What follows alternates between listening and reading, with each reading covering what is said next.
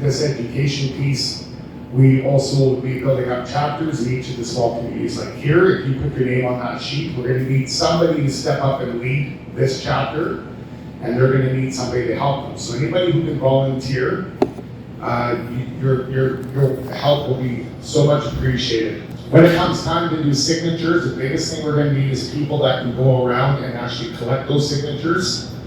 On our website, which will be up and running in hopefully 3-4 days. We've been struggling with that for a couple months. Looks like it's really close. There will be a place on there where you can put in your information, even if you can't volunteer.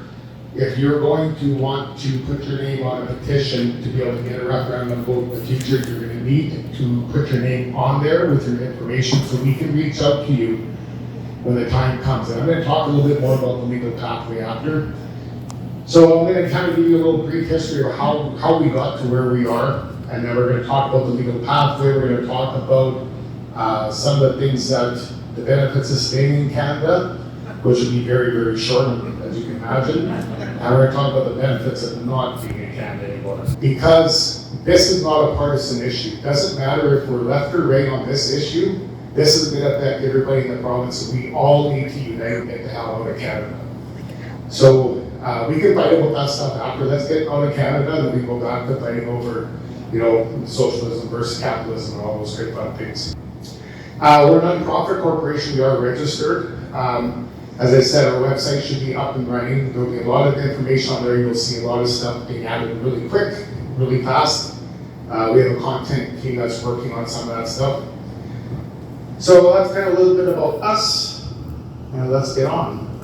So here's another thing that a lot of people don't realize. When you look at the Senate in Canada, there are 24 senators, 11.7 million people in Western Canada. In Atlantic Canada, of 2.4 million people, there are 30 senators. Is that fair? No.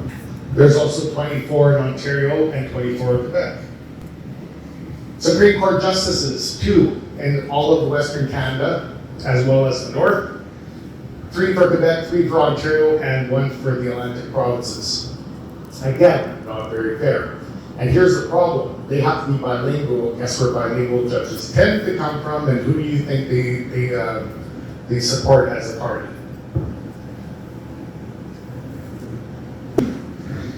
Just a few quick information. 2011 to 2026, Saskatchewan paid $8.7 to $9 billion in equalization payments in total. When it comes to the CPP, you cannot get information. If you try to find out how much Saskatchewan employers and employees don't pay to the CPP in say 2024, that figure doesn't exist. As well as how many people in Saskatchewan drew out of that figure doesn't exist. They only have Canada-wide stats. I don't know why, but it's really hard to find that information. We are trying to date. There was Prairie Institute has done some figures somehow in the past. But what we have been able to figure out is that we definitely are paying more than what we're getting back to the people that are retired right now. So when we get talking about CPP down the road, just remember that. Equalization payments. There's actually a new chart that just came up, but you can see from year to year it doesn't change very much. And you'll notice that there's 3 provinces that are paying for the rest of Canada: BC, Alberta, and Saskatchewan. And it's been 15 years that we have not received anything in equalization payments we pay into the rest of Canada. So I was just thinking this on the way up here today. Stuff that's happening with the Venezuela oil and all those issues.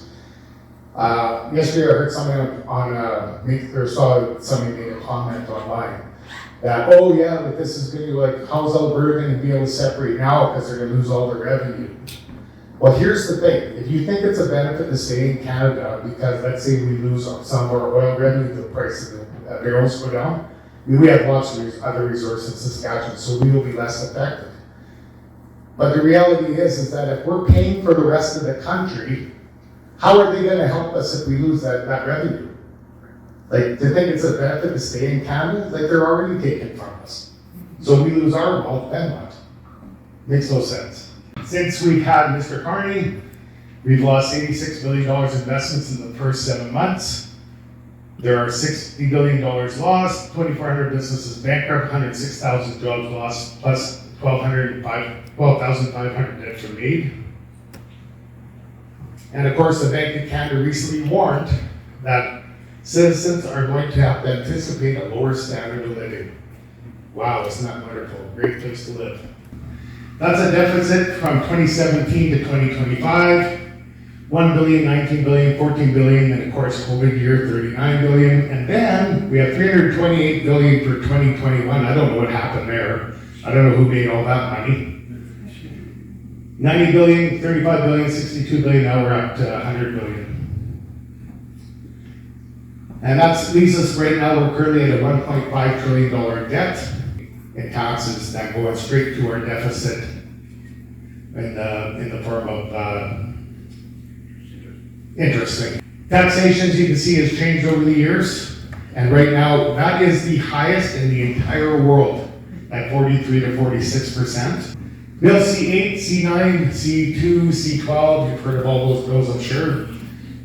The C8 that's the one where the Liberals throw you in jail, debank you, ban you online for exposing any corruption. So basically, you say anything against them, they can actually take, they can call your provider like SaskHealth. So for my case, they'll take away my ability to use a cell phone. I won't be allowed to go on the internet. And of course, C9 is the one that has the hill. How do you define hate? As we know, that can be pretty much anything they want it to be. Bill C2, the border bill that bans large cash transactions while warrantless mail searches. That's, I think, I believe that has passed. So now anybody at the Canada Post can go through your mail. Well, why they need to do that. And that's just a few examples. And if you do the math, 180 billion worth of Liberal infrastructure spending. They lost 20,000 projects. Remember that back in 2020? You have Mr. Gabo, my favorite guy there, is accused of siphoning $254 million to his own company. Of course, we know about the riot scam math. Mary Angie, she had a bunch of projects for these startup businesses that they were supposed to be doling all this money out, and then she said, oh yeah, we had a whole bunch. When she was put to the test, she had to admit that she lied and they didn't start anything. But where did all that millions of dollars go?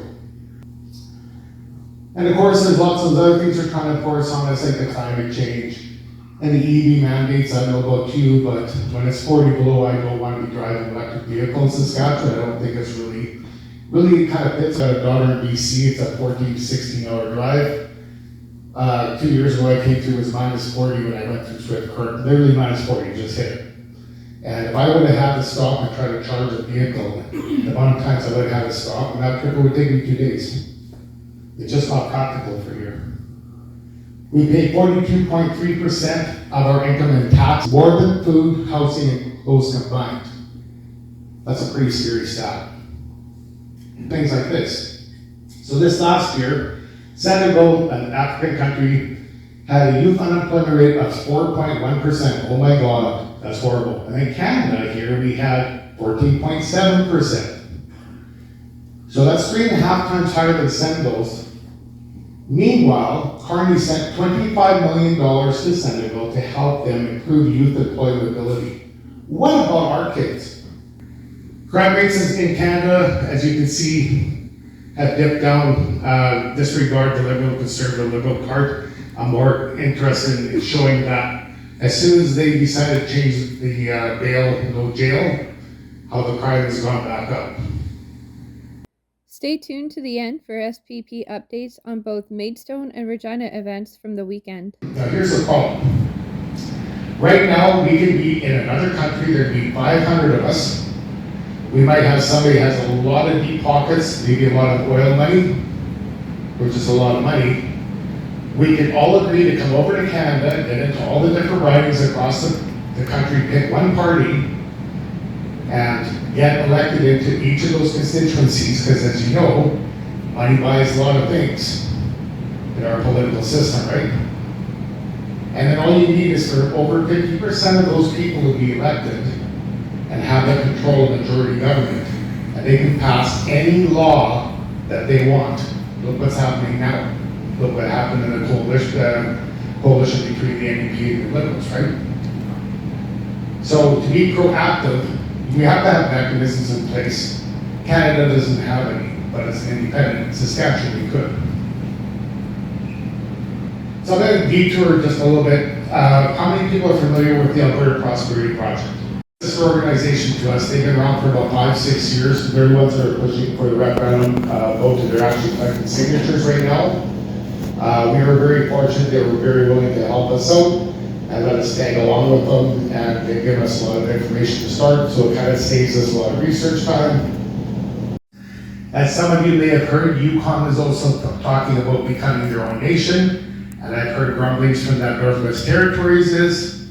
And I online found that in Labrador, Newfoundland, there's a guy that has a Facebook separation group. He has 100,000 followers. There's only 550,000 people in that province. That's pretty crazy. So we're not the only ones who aren't liking Canada.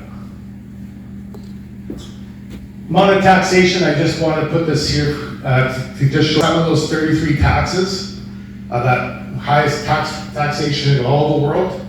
We have our carbon tax, personal income tax, corporate income tax, goods and services tax, all the excise taxes, fuel, alcohol, tobacco, cannabis. There's other duties as well on other products, and now there's tariffs.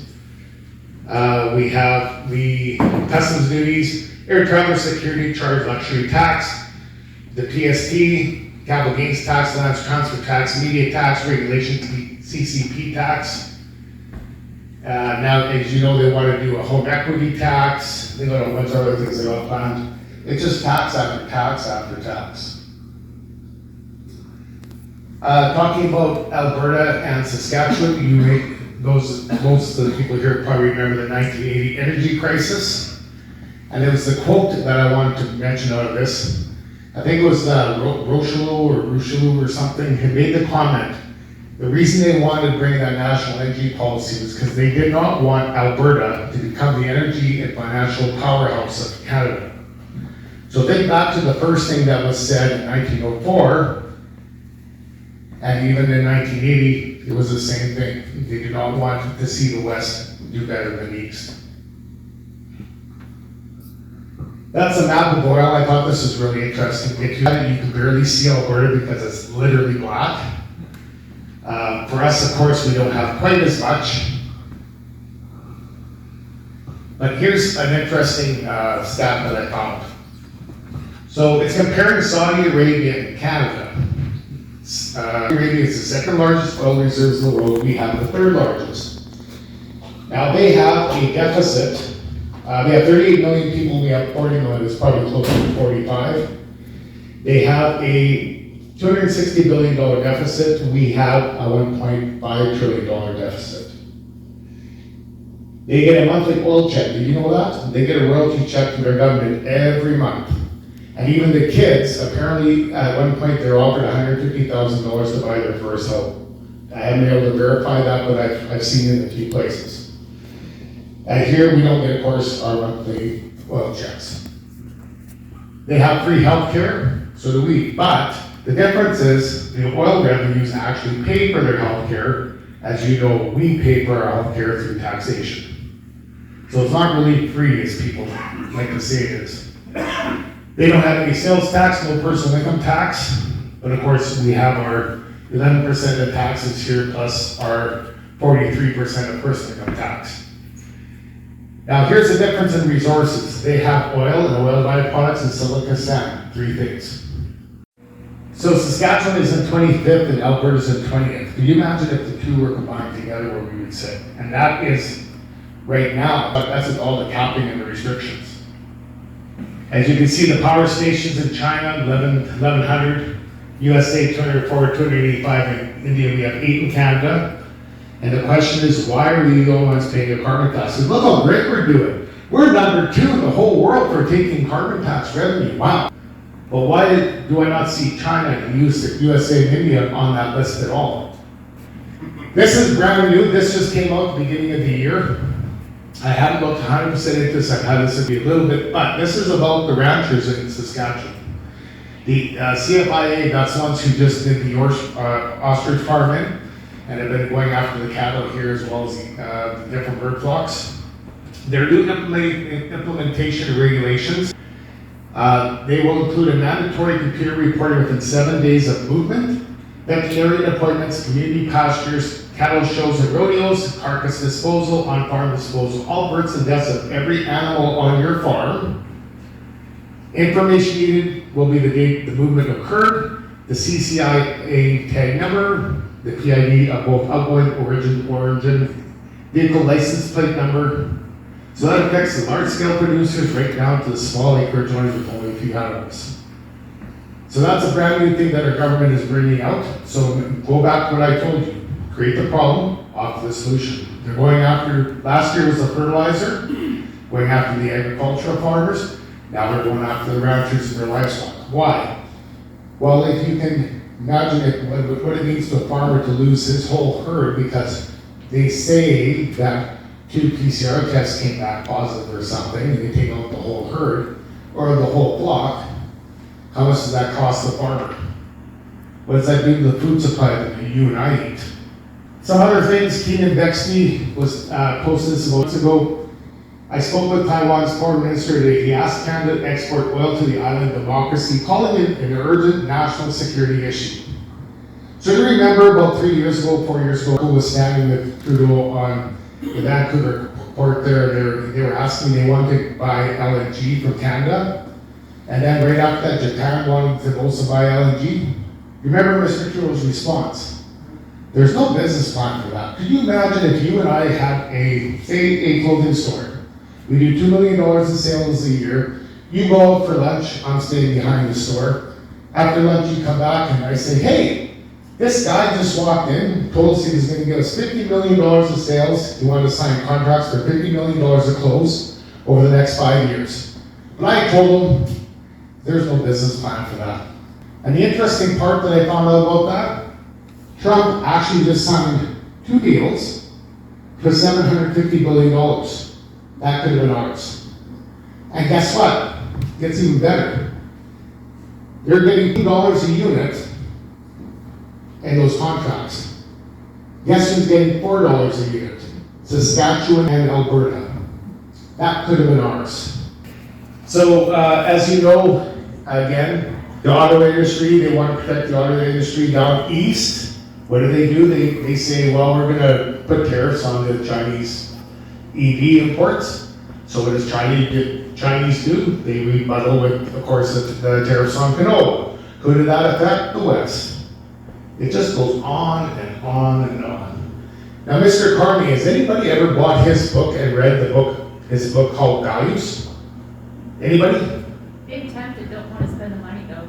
Well, that's the thing. I still wake up in the middle of the night screaming because I actually bought it and I paid for it. I know that jerk on some of that money. And it honestly really bothered me. But you can't know what the guy's talking about or anything unless you actually read the book yourself, right? So I read it. It was grueling. It was the hardest thing I read in a long time. But these are actually true quotes. He actually does say in his book that Western society is morally rotten and that it has been corrupted by capitalism, which has brought about a climate emergency that he requires rigid controls on personal freedom, industry and corporate funding. Assets will be stranded, used and gasoline-powered cars will be unsellable, inefficient properties will be unrentable. What he calls basically a technocratic dictatorship is justified by climate action. You know, when you start to understand the UN 2030 agenda, the World Economic Forum agenda, what it's really about, this will all make sense to you. And it's all about him making money with Brookfield and about us little pawns remaining to be slaves. About 3 months ago, he had already secured 42 contracts. Brookfield, that number has definitely gone up. That one in Saskatchewan here for the nuclear reactors with Westinghouse. Westinghouse is owned by Brookfield. So there's another example. He also was asked about the possibility of digital ID. And he said, oh, we don't have any current plans for digital ID. And Brookfield just set up a $25 billion fund to help governments set up digital ID. Well, do you hear about this? So about a month ago, or 6 weeks ago, they announced that if you want to get your EI payments or your old age security, you have to have a digital ID, otherwise you're not eligible. Digital ID, he said that he wasn't all about that. 17 countries as about 4 months ago that had rolled out some form of digital ID. Now the one I want to talk about is Europe and UK right now, as you've heard of the BRIC card. So if you've been working for somebody for 25, 30 years, you now have to have a digital ID card to be employed by your employer. If you don't have a digital ID card, you cannot work in the UK. Anything can be hacked, as we know. Now I want you to think about this. If you have a digital ID that's attached to, say, myself, and the computer just glitches and deletes me, I'm not going to be able to get food or my bank or anything once you have that digital ID. So this is the point I want to make. I hear some people in error say that, oh, it's okay, digital ID, it doesn't matter. They got my digital ID on my health, they got it on my driver's license, they got it on my bank, and all this other stuff. Well, that's true. They do have that. Here's the problem. It's when you take them all and put them together in one place, where it can all be controlled in one place. It's literally one swipe of a button, and they can force you to do whatever they want. This is we have this copy of this. There's 4 pages at the back, or 2 pages, sorry, double-sided. These are recent ones that we were able to put together, and it actually shows how much that we send to Ottawa every year and how much we get back in transfer payments. And in 2025 was projected we were going to be sending $12.8 billion to Ottawa that has not come back. So that's how much, if we were an independent nation tomorrow, we would have be $12.8 billion to good right off the start.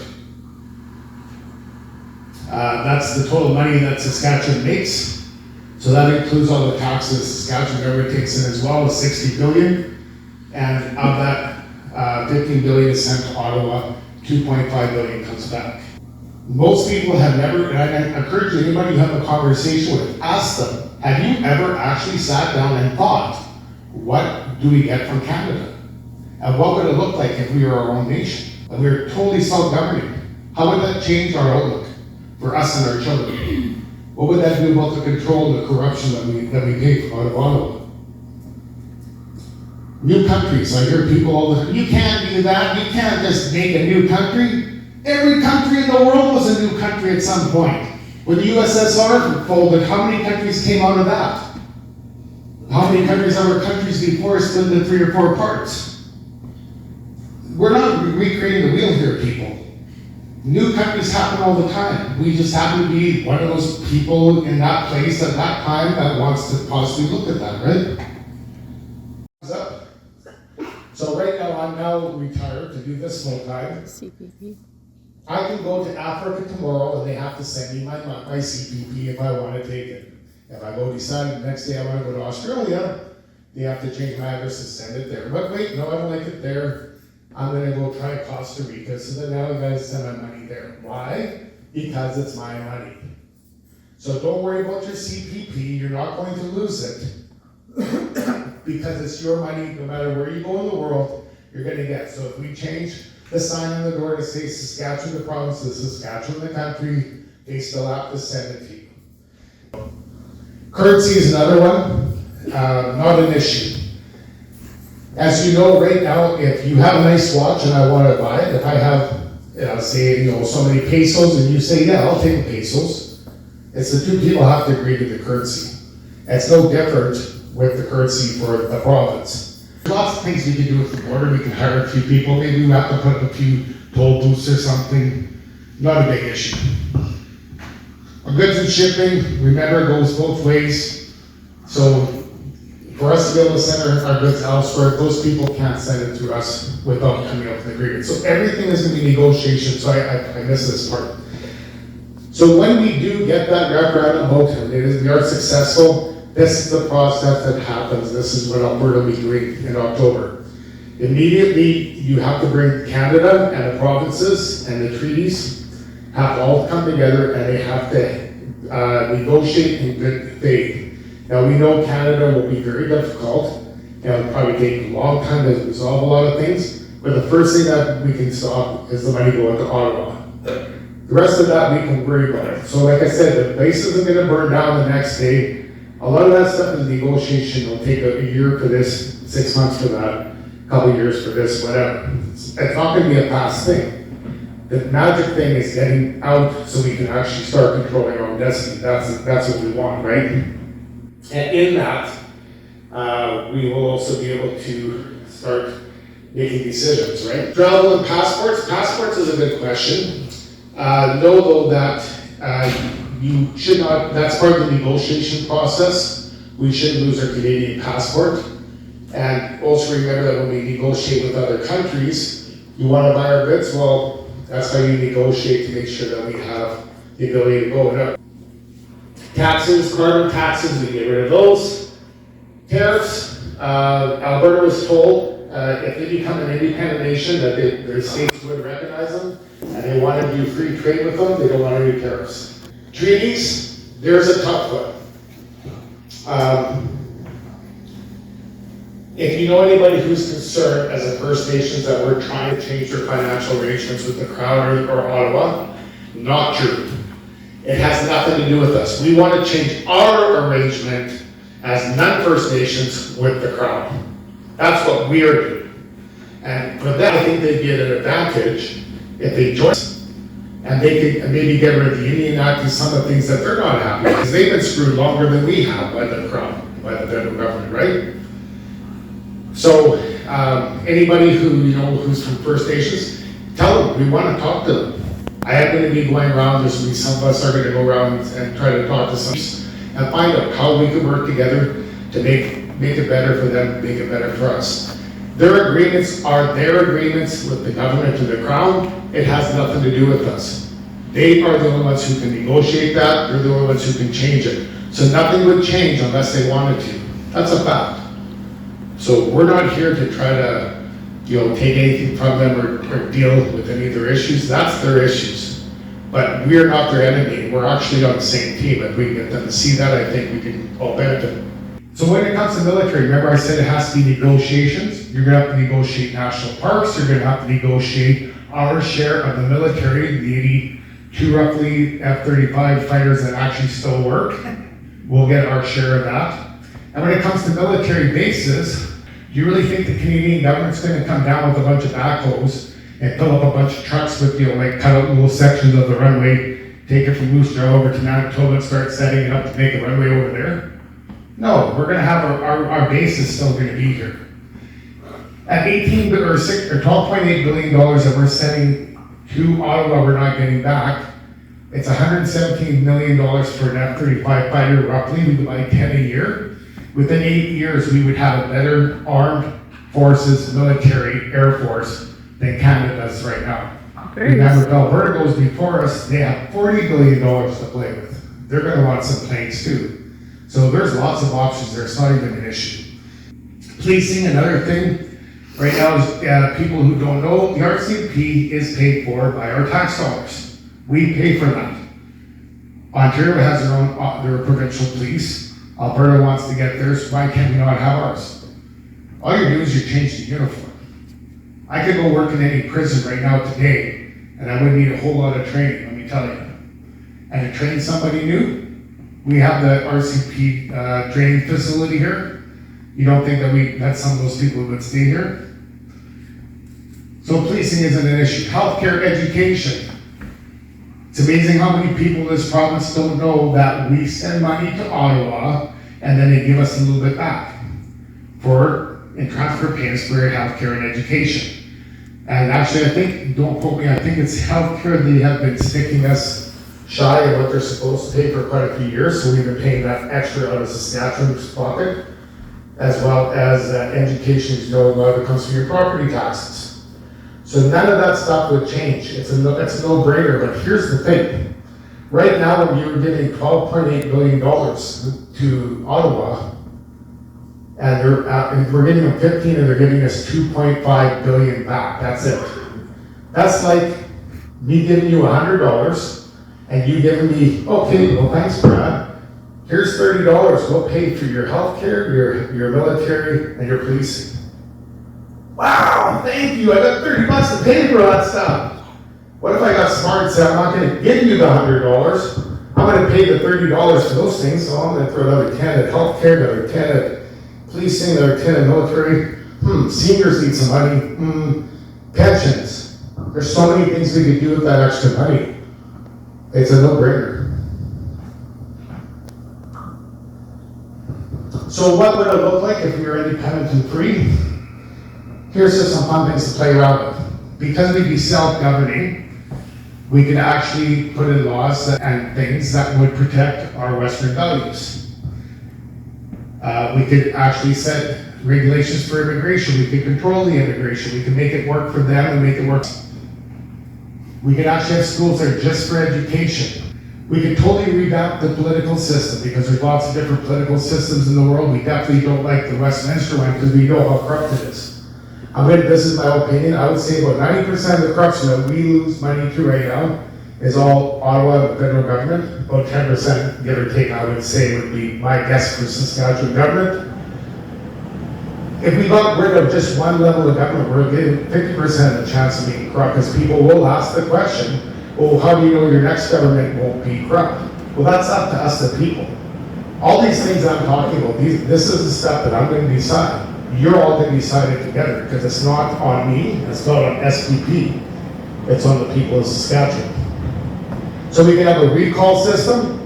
So can you imagine if you could actually go and have 5 people up on a stage and they're telling you why you should vote for them, why they're going to represent you, and you can actually listen to them and they'd have to actually tell you what they stand for. If we got rid of the party system, for example, could you imagine that you could actually elect somebody who you actually believe will represent you? Because I don't know about you, but for the last 40 years it's been this for me. 2 or 3 parties, they're probably going to hurt me the least. I'm always picking the lesser of the 3 evils or 2 evils. That's not the way it should be, it shouldn't. We're always voting for the people that we basically think will do the least damage. Might not be the right guy. Maybe the other party guy was better, but we don't want that party getting in, right? So there's lots of different things that we can do there. We could have transparency. How about putting some of these people in jail when they have billions of dollars go missing? That's just wrong. There's so many things that we could do.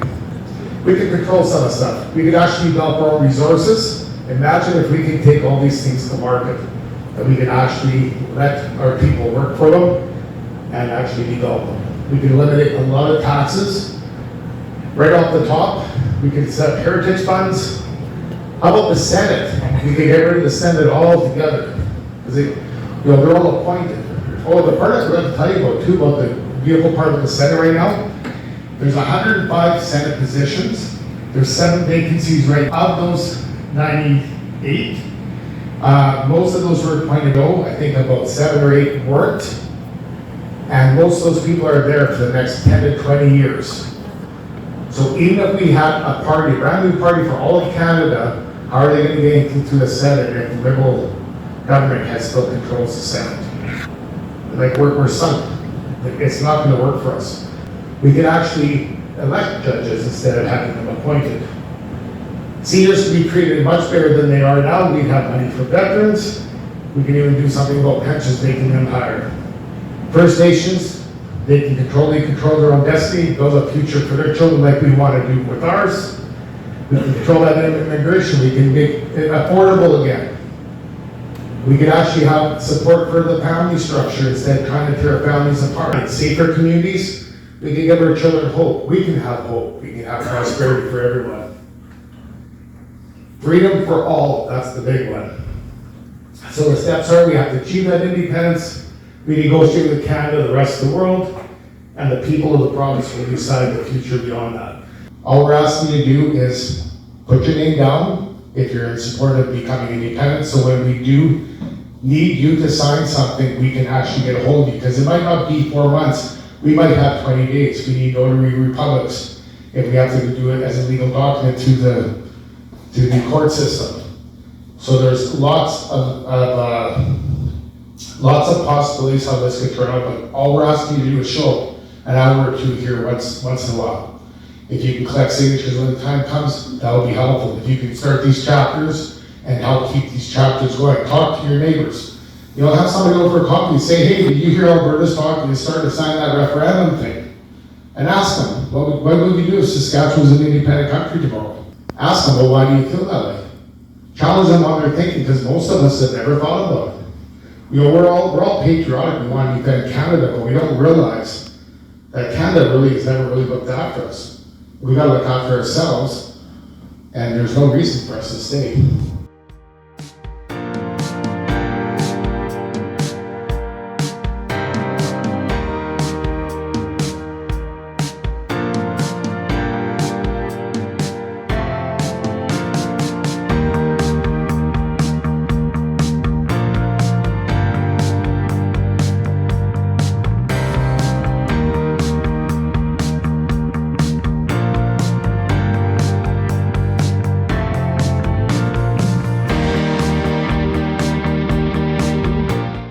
Please like and subscribe.